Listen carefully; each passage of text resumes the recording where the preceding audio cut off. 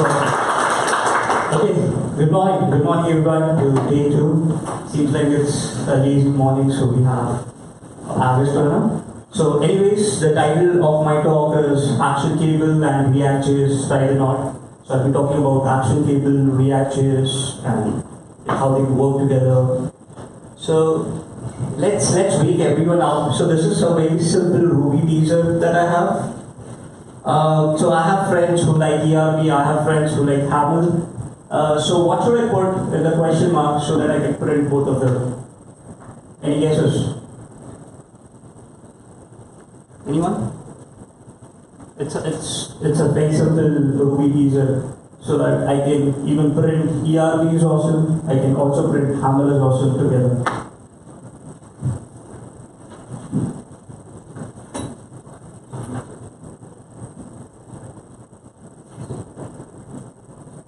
Come on guys, wake up. I can tell you it's a very simple Ruby teaser. So nothing into forking or multi-threading, very simple. Okay, cool. That's how I would do it to print ERB is awesome and Hamel is awesome. So the first line would print ERB is awesome but return nil. So it would go in the else statement. So if you have friends who are asking for both, you can use this. I hope this has woken everyone up. Okay, so my name is Yatish Mehta. I'm at Yatish27 on Twitter, GitHub, Instagram, Snapchat, everywhere. So feel free to follow me. I tweet a lot about Rails, Ruby, Go.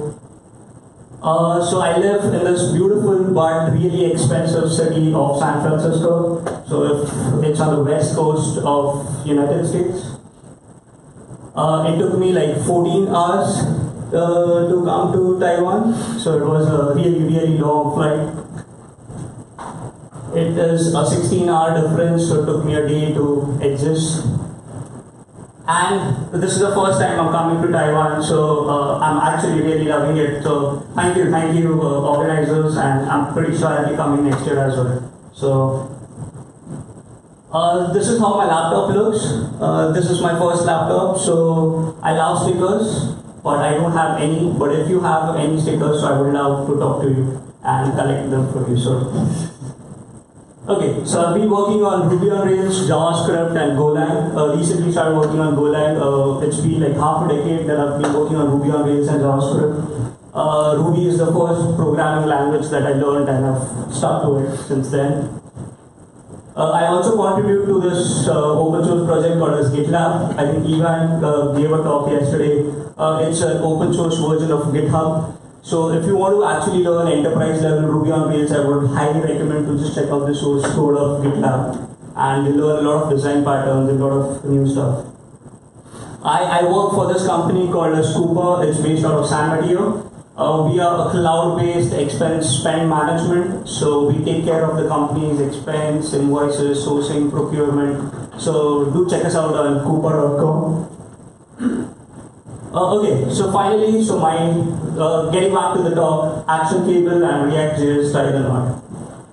So just by the word ActionCable, I'm pretty sure most of you who's following the Rails 5 know it's related to WebSockets, real-time communication. So I thought, why not? If I'm speaking about WebSockets, why not have the presentation itself on ActionCable? Like, let the demo or the presentation be a Rails app built on ActionCable. So if you guys want to just follow along, you can go to bit.do RubyConf TW, and as I change my slides, it's going to be live on your laptop as well. So it's built on ActionCable, so you don't need to refresh. As I go along, even it's going to show up on your screen as well. Okay, so let's talk about real-time updates. Why do we need real-time updates? It's because it's 2016 and we can't show stale data to our users. I mean, just because I've kept my tab open, I should always have real-time data. I don't need to refresh. So how do I get real-time data? One is just refresh every time. I mean, it's the user's responsibility to refresh. If your set of users are old Windows users, you don't need to do anything. because they anyways have the habit of clicking refresh for no good reason. So you're good if your user base are just old Windows users. But obviously that's not the case. You can add this meta tag which refreshes the entire page every 5 seconds.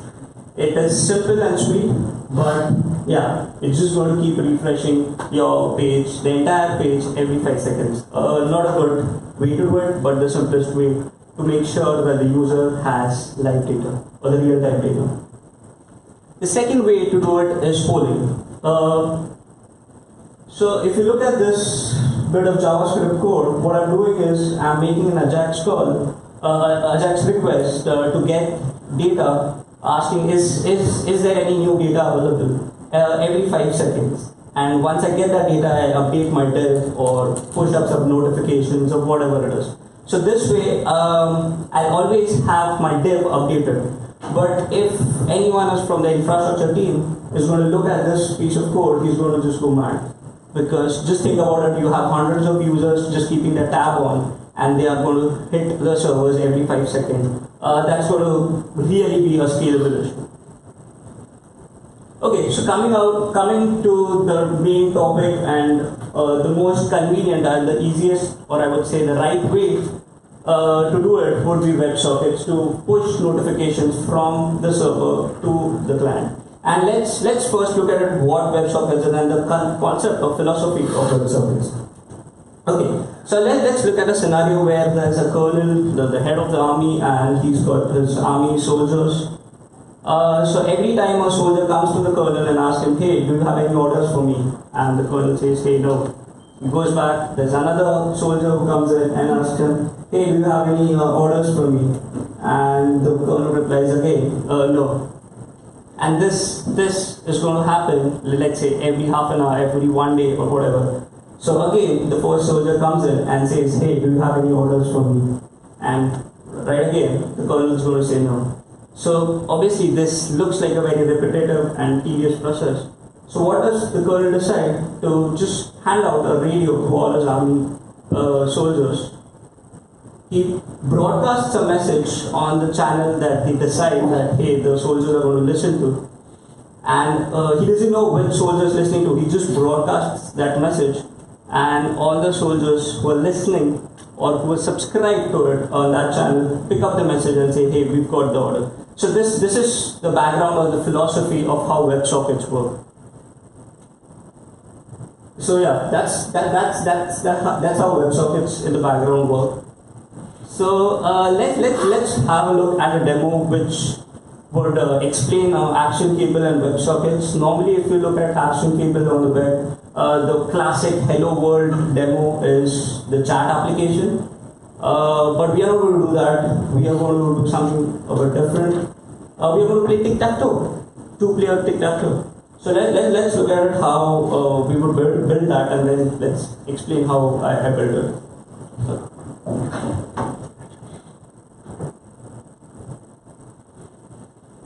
So okay, I have a server running here. So this is the player 1.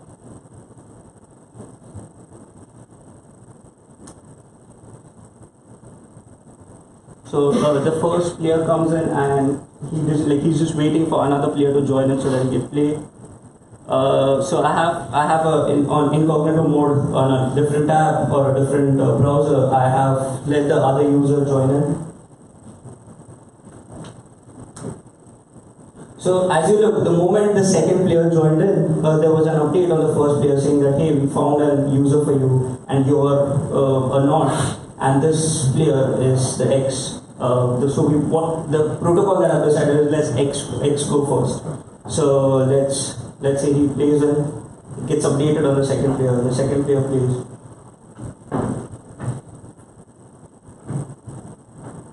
And you can just look at, so I'm just going to, okay, I know how to play tic-tac-toe, I'm just purposely losing so that I can show, so don't judge me.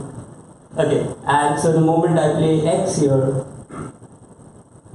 so you can see in the console, I got a message saying, okay, I just printed a move from your opponent is received, and a JSON object saying that hey, the action is move, which position, which player, and kind of a message saying that hey, player move. So this is built on ActionCable and ReactJS, and we're going to look at like the pieces, components of how we build this and that. Okay. Moving along, so we have ActionCable. On Rails 5 launched its new family of WebSockets called as ActionCable, and this is how it's described in the README. The good part about ActionCable is that you can use it the way you use Active Record. You don't need to know the SQL or the core database connections. So in the same way, when you're using ActionCable, you hide all the logic of WebSockets behind it, and it's very simple to use. It's as magical as you feel when you're using Active Record or controllers in the same way. So ActionCable or any WebSockets is built on this design pattern called as publisher subscriber pattern. So just want to talk about what it is. A publisher is a person or a send when an action is sent by this. It's the publisher. The events or the clients who consume this action or this message are called as the subscribers or sometimes even the consumers. The publisher doesn't know who's picking up this message. He just sends a message on a common queue or a channel, and anyone who's interested in that is going to pick it up that way. And not necessarily always there is one subscriber and the other, one publisher and the subscriber. The subscriber can also become a publisher when he starts sending a message to the queue. So it's like a two-way. But normally it's similar to a producer-consumer problem. Okay, so in terms of ActionCable, when you boot up your Rails 5 app, it has ActionCable built in. So when you're just doing even Rails S, you have your HTTP Rails server. Along with that, there is also a WebSocket ActionCable server that gets booted up. So just think about, this is how the flow would be, a client or the browsers, and right now, if any one of you are on the URL that I've given you, you all are clients who are connected. The moment you hit your first request, you were connected to the Rails server. You send an HTTP request, and anytime Rails wants to send back that message or wants to publish or broadcast its message, it's going to broadcast this message to a Redis queue. The ActionCable server is then going to pick up that message or pick up that action from the Redis queue, and then it's going to populate or push it to all the clients. So just to give how this works in the scenario that we are in right now, the moment I press next, I send a request to the Rails server, and the Rails server sends out a broadcast message to all the clients saying that hey, the action is go to slide so and so. So that's how it's actually working right now as well. Okay, so let's break down ActionCable. ActionCable can be broken down into two sides, as we said, the publisher and the subscriber. So in the same way, the server side and the client side. So the server side is into like three modules or three sections that I could break it up: the connection, the channel, and the broadcast or the broadcasting. Let's. I think when we look into it, you get a better idea of how it works. Okay, so the moment you install ActionCable, or if you're even going to boot up a Rails 5 new application, this is how your file structure would look. There's a new folder into your app called as channels. Inside that, there's a folder application_cable, which have your two base classes, the channel.rb and the connection.rb. And then you have any custom channels that you define, notification.rb or notification_channel, and you can have the way you have your controllers and models, you can have your channels in there. And channel.rb is the base class. It's like application controller for your channels.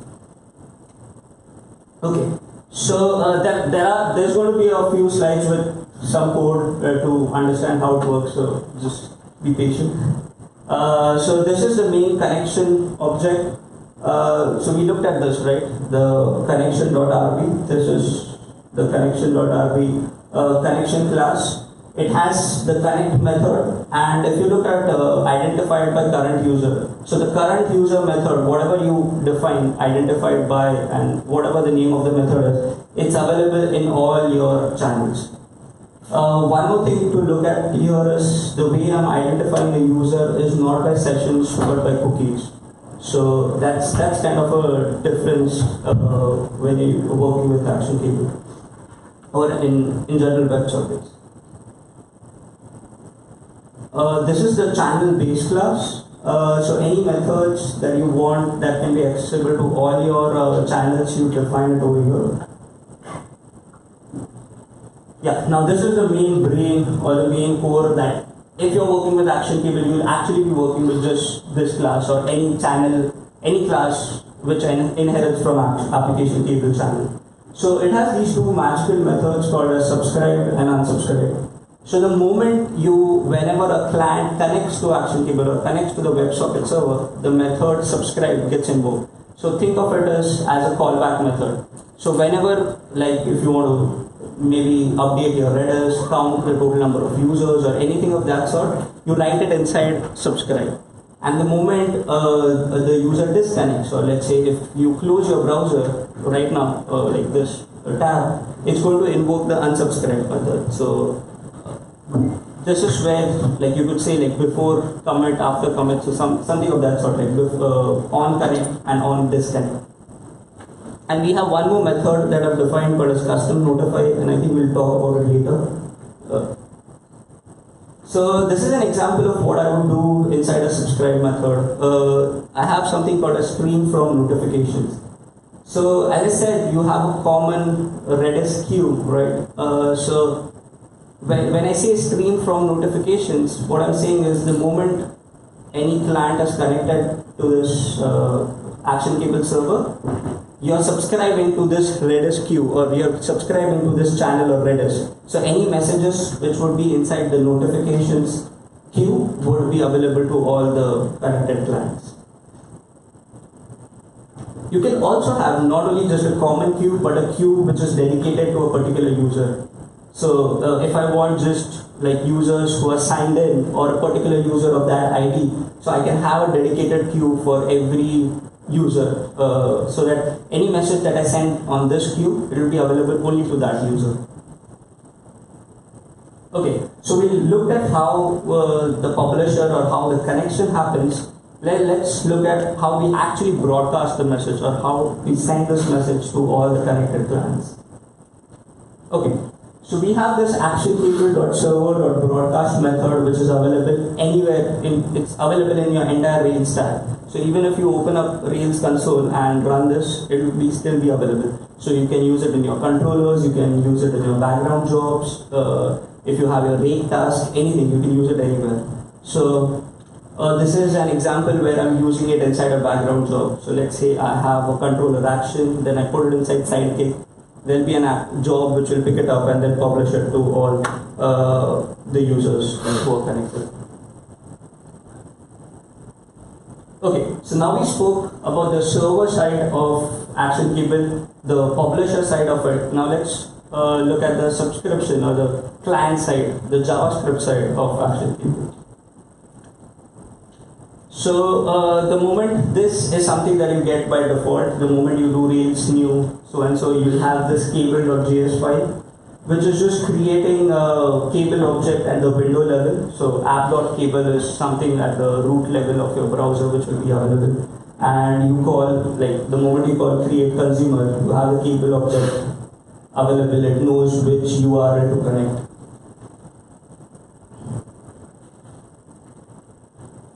Let's look at how the subscription works. Okay, so we've created the cable object. Now let's create the subscription. Now this is where the merging of the client side and the server side happens.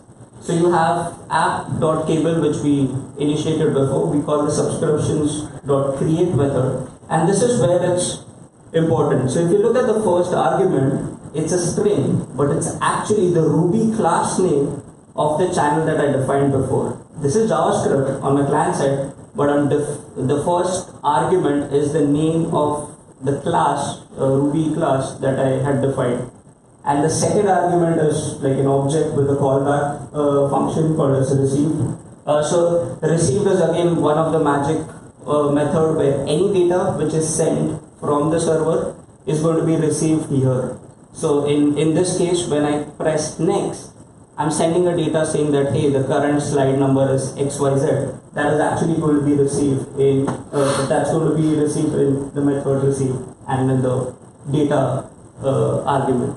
So here I gave an example saying that, hey, I receive a hash or a JSON object with key as action, notification, body as event was created. Any example you can do. Okay, so we looked at the two components separately, the client side and the server side. Let's look at how they work in combination, and I think after looking at this, you'll get an idea even how this presentation is working. So from the server side, when I do ActionCable server broadcast, what I'm doing is I'm sending a message to the notifications queue, and data is a hash or any string or integer, any message that I want to send to the queue. So this is how I'm pushing the data from the server to the client. And from the client side, at this position, I get that data. The way I showed it before. So this is the data I pushed on the server side. This is the data I got on the client side. As I said before, the client can also be the producer. So what if the browser wants to send a message to the server? So this is how it would happen. I defined a custom notify method. It has a this.perform, and if you look at the first argument, it's the function or it's the method that I defined in my Ruby channel, and I call app.messages.custom.notify and whatever data, JSON data that I want to send.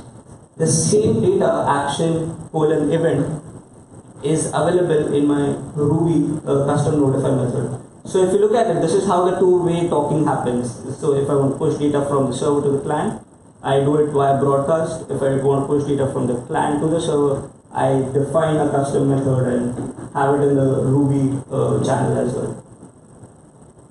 Okay, so we spoke a lot about ActionCable and how we set it up. Let's talk a bit about ReactJS. So ReactJS is, I wouldn't call it like an MVC or MVVC of the JavaScript world, but I would say it's more of a view side framework. If you say if it's an MVC, it's the V component of any MVC. So that's how I would define ReactJS. ReactJS has this philosophy of being component based. So when you're defining your structure or your view, it does in terms of components, so that you can keep your code modular, you can keep it reusable, you can have like separate components, and maybe you use it in this project and later on just mount that component again in some other project or other page. So that way you can have reusable, dry and modular code. Okay, so as I said, I kind of contribute to GitLab, and this is an example. GitLab doesn't use React, but if GitLab would have used React, and for let's say for this page, we need to think in components. We need to think from top to down, and this is how I would structure my React app if I was building, like if I was rewriting GitLab, and this is how I would restructure it. So let's say there's a root component which encapsulates everything. Then you have a search box component which is just like a filters. Then you have a to-do list, and inside that you have like 4 to-do item components. So you could say like root components is the grandfather, to-do list is the father, and then it has like 4 children. So you have to think in hierarchical top to down approach. And data is always going to be sent from top to bottom. Okay, so we spoke about React, just let's have a taste of React. So this is ES6, so the new form of JavaScript. This is how I would define a React component. The most important is the render method. Anything that is returned by the render method, the view gets mounted at wherever location I define. So that the render method is the most important of the React component. So if you look at the last line, I have React.render. And I have this hello box component, and I'm telling it to, hey, mount it at, I'll find the div container and mount it inside that. So this is the most simplest React component. Okay, to manage data, I have 2 ways to manage data. As I said, it's a top to down approach. So there are 2 ways that I'm going to handle the data inside my React components. One is props and states. So let's look at props first. So props are data that it actually every component inherits from the parent component. So previously, when you looked at the to-do list or to-do item, any data that it's getting from its father component, that's called as props. It's totally immutable. The own component cannot change that data. And think of it as something which is external to the component. The component itself doesn't own the props or the data. But the another side of it is state. So component owns the data. It's responsible when you're defining a state.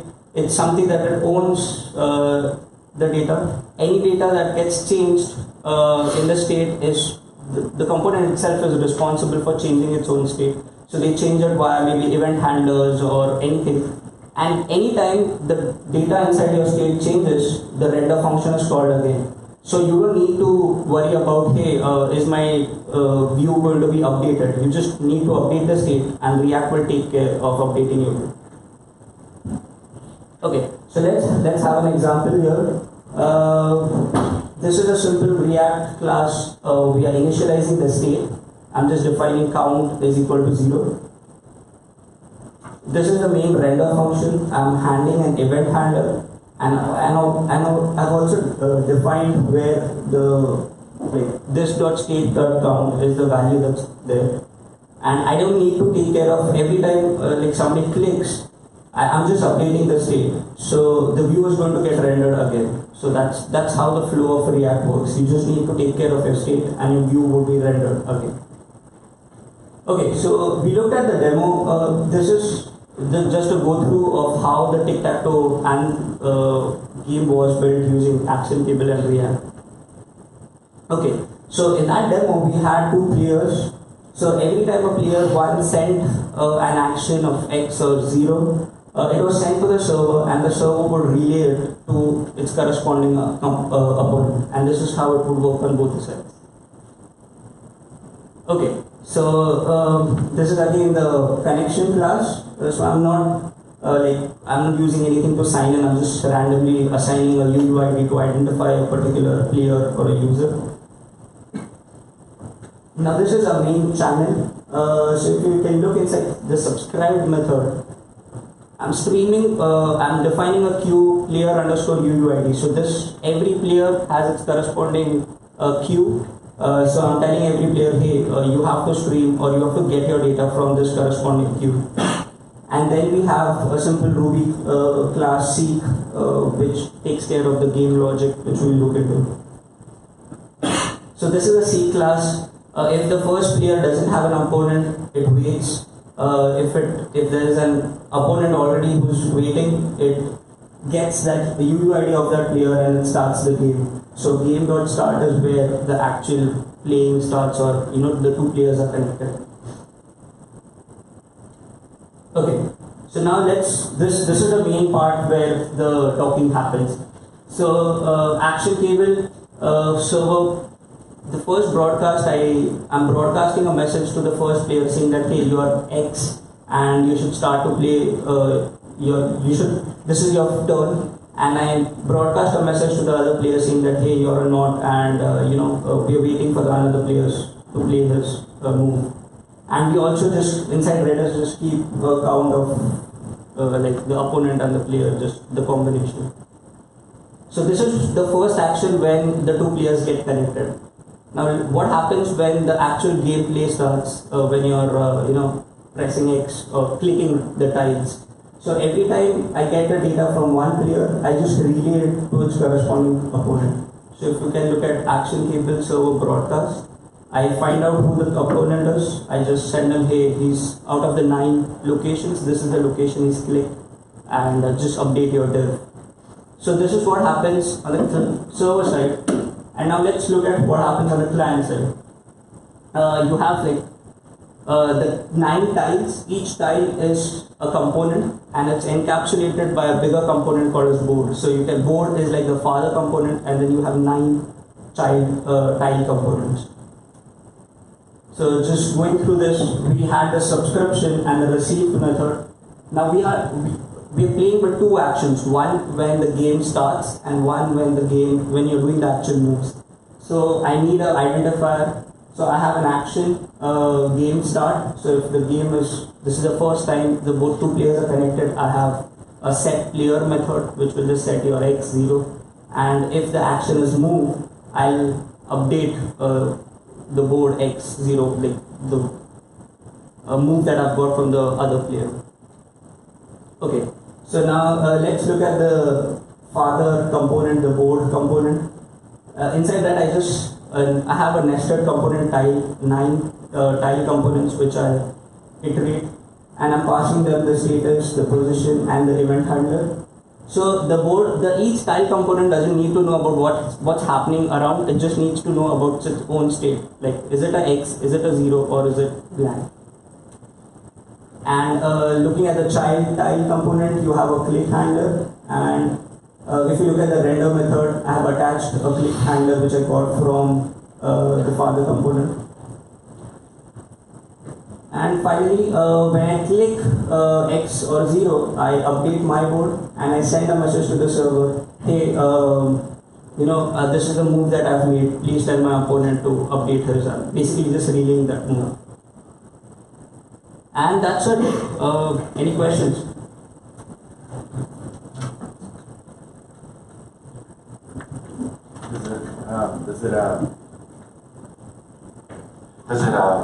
Does it have like handling for like when it doesn't go through, like your handling? You can write about it, yeah. So are you talking on the client side or the server side? Both sides. Yes, you can. For this application, I have it, but yes, you can handle or have a fallback if you're not connected or if the request doesn't go. What should you do? So yeah, it has that error. Yep. ActionCable's scalability is easy to scale, or how many connections do you handle any? Right. So yes, that's true. ActionCable in terms of scalability, because it's just come out for Rails 5, it's not at par with the scalability of other options. But if you just have a single side push, so in the tic-tac-toe game, it was a two-side push, right? Client as well as the server. So for that, it has some questions for scalability, but if it's just a single side push, for example, the presentation where it's just pushing to all the clients, it's not doing a relay, it's scalable for one side push. That's what, for my projects, it works for a one side push very well, but not for a two side push. So, because it's just released in Rails 5, I think by Rails 6 or the next versions, it will be better. Yeah, thank you. Thanks. And, sorry. So you say it's coming with Rails 5, so does it also work with other web app or only with Rails? I didn't get your question. I mean, for example, does it work with other framework like Sinatra that doesn't use? Right. So so if you know, ActionCable it also has an npm package and a gem. So you can just remove that gem and use it just separately with Sinatra. But the problem is the magic that you have with Rails, like it works very well with Rails. You would have to do a much more work if you want to use it with Sinatra or something. Yes. Thank you. Thank you. Thank you.